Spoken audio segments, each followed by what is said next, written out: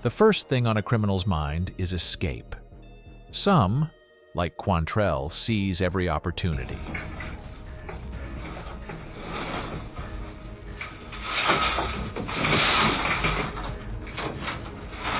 Oh, no!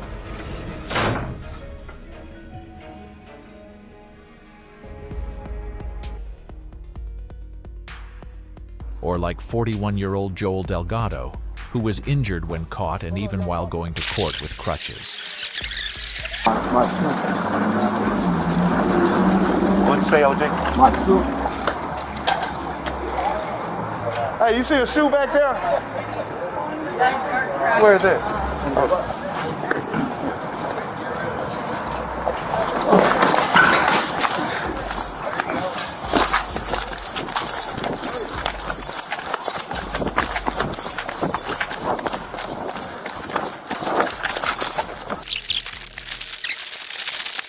Hey, can you call the police for me?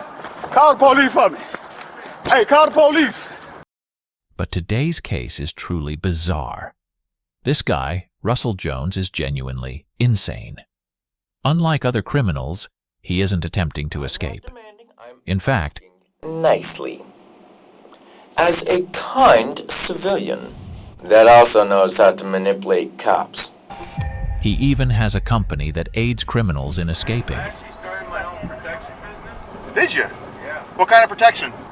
I know it's kind of risky, but I work with people 20 and younger, legally considered a runaway type of age. Okay, so you're gonna protect like runaways? They have to run away for some reason. Yeah.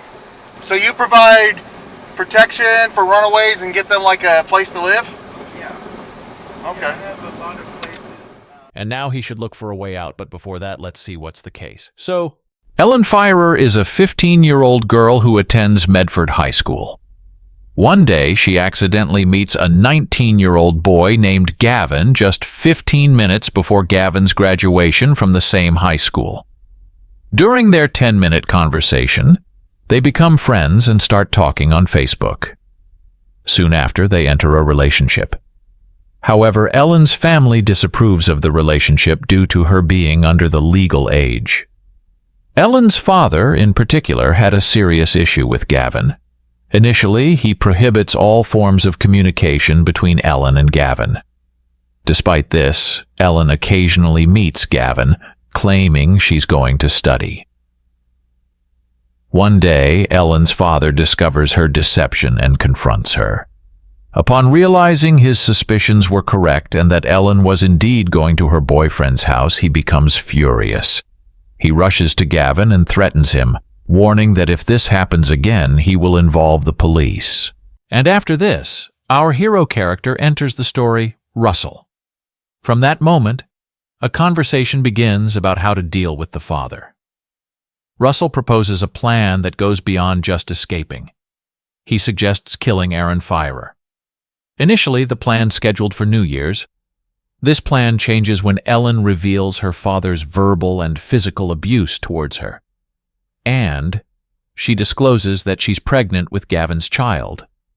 As a result, they decide to expedite the plan. Red means you can't hear me. Green, you can. Gavin and Ellie are to be released to me because the assault her father did the morning of the incident, defending a female. Now here's the thing. I know the cops' twisted little pathetic rule game.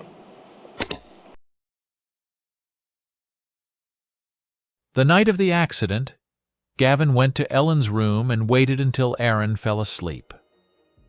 Then, Gavin went outside to the living room, but accidentally hit the trash bin, waking Aaron up.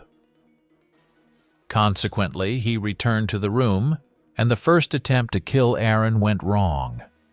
After a few minutes, Ellen handed him a baseball bat and asked him to finish the job.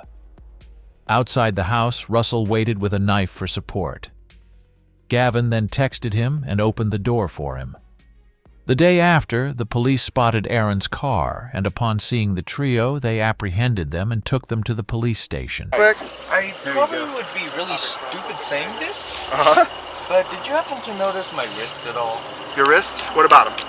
Well, stick one. the Well, thing good. is that I can dislocate my wrist. Okay, don't do that though, please. Okay.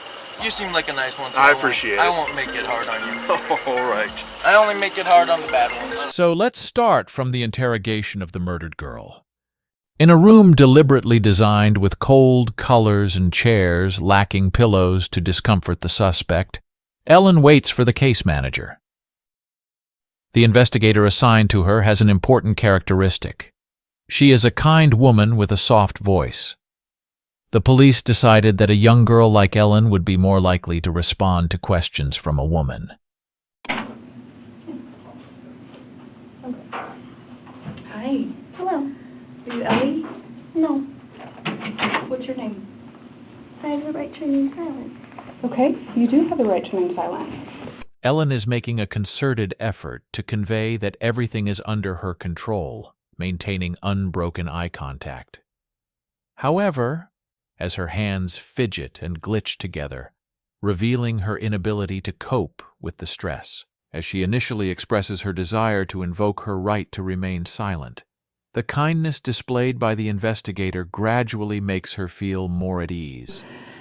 This morning, your little sisters ran over to your mom's house and told your mom about something that worried them that they saw in your house, okay?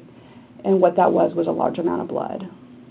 And they described a few things that you had been doing at the house. Kind of the way you said goodbye, and that it worried them because they weren't sure if they were going to see you again, and they love you. And that really worried them a lot about where you were going and why you were leaving so quick, because they care about you and they love you.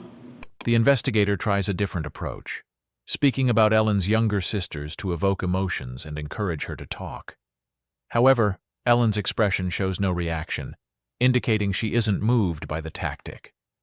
You know, do you love your sisters? Yes. And you care about kind of how they feel about you? Mhm. Yeah. You said that there was a large amount of blood. Mhm. Is everybody okay? That's what we're trying to figure out. Yeah.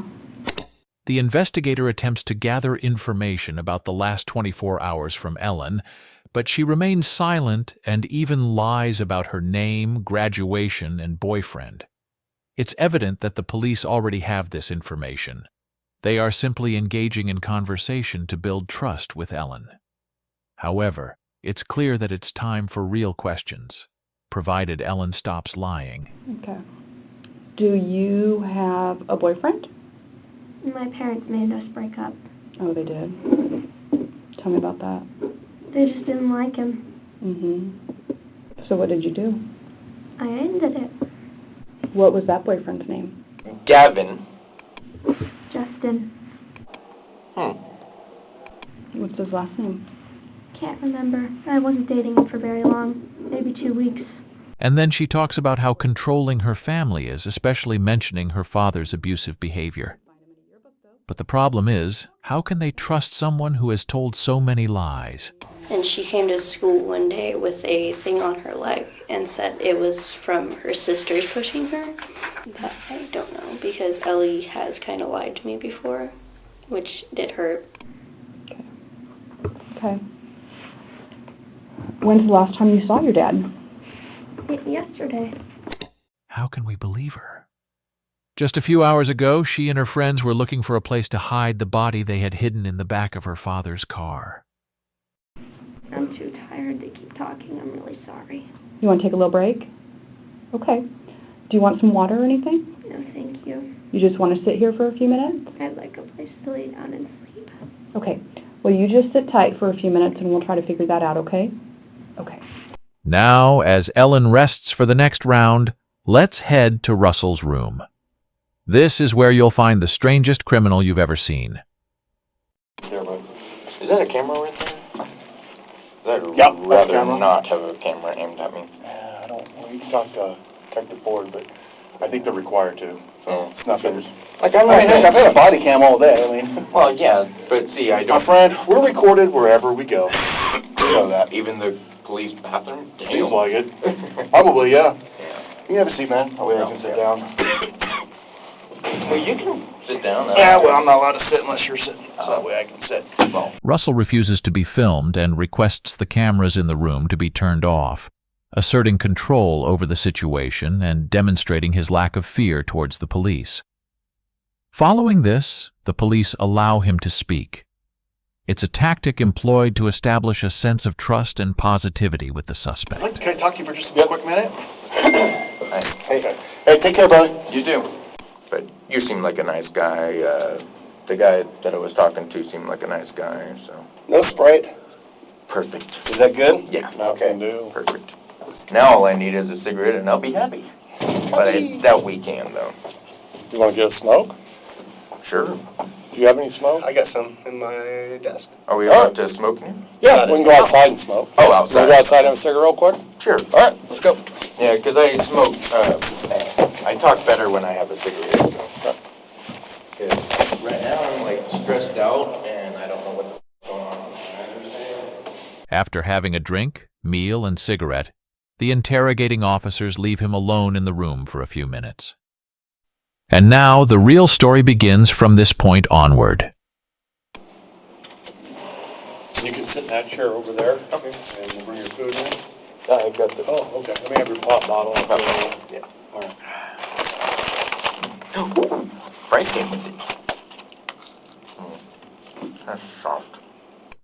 As has been the case with Russell so far, we have few words to explain what exactly it is that happens next. No.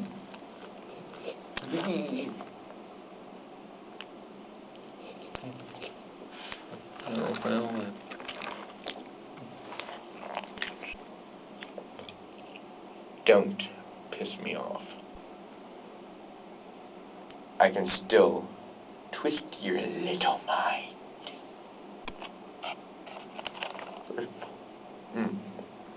The cops were nice. Very nice guy. He was actually pretty good too. Very understanding. Actually bought me food last time. And this time. Maybe I should talk to him more often. I wonder if I can be an undercover agent. Ooh, that's a really long one.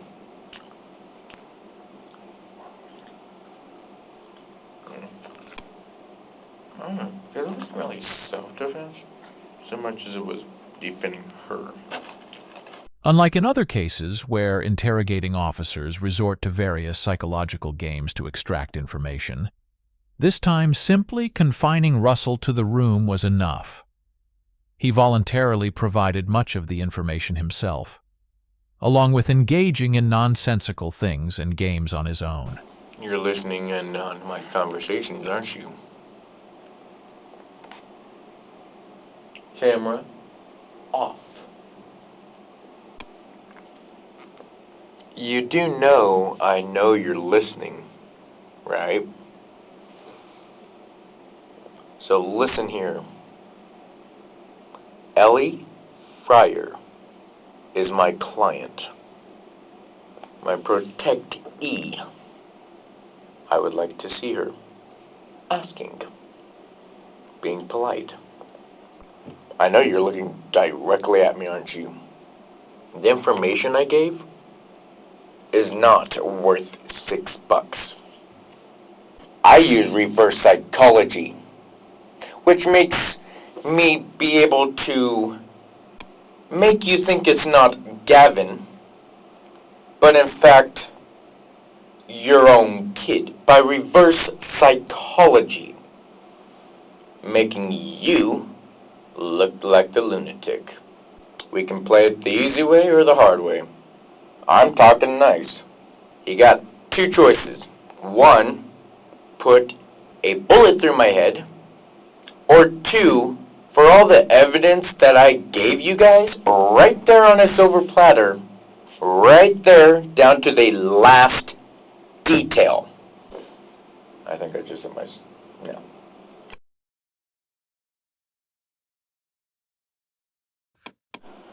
So, Ellie is to be handed over to me As soon as you guys can get her here. 2, Gavin is released. Russell continues on, and the police still haven't considered going to the room because Russell is already confessing everything on his own. Now, let's turn our attention to Gavin. The police have approached Gavin with a positive demeanor, portraying him as a hero and suggesting that he only wants to protect his girlfriend. This plays directly into Gavin's weakness, as he has always wanted to be the hero of the story. Fortunately, this approach is working, and Gavin begins to break down. I'm really sorry. I know you are, and I know this is difficult. And that's what we're trying to help. Sorry.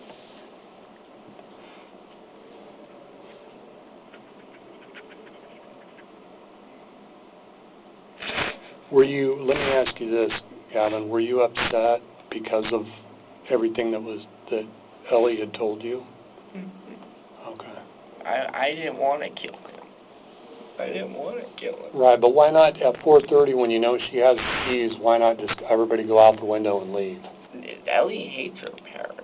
She doesn't want to go back there again. She wanted him dead, but I didn't want to kill him. And I was like, I'm not going to kill him. She was all like, no, I don't want him around him. After Gavin finishes his job with the baseball bat, he sends a message to Russell. It's done. Russell then goes inside the house, wraps the body in a blanket, and they put it in the car. Meanwhile, Ellie takes some money from home, says goodbye to her sisters, and leaves with them. They go to Walmart to buy some food and hair dye, as shown in the video footage of them leaving Walmart. Afterwards, they place the body by the side of the road and abandon the car, then look for a place to hide. With enough evidence gathered from Russell's conversations and Gavin's confessions, the police have gathered sufficient evidence to arrest the 3. Thus, Gavin, Ellie, and Russell are arrested. Gavin is sentenced to life in prison for murder, with eligibility for parole after 25 years. Ellie, as the mastermind behind the plan, receives a 25-year sentence. Russell, for his involvement in the crime with his bizarre behavior, receives a 15-year sentence.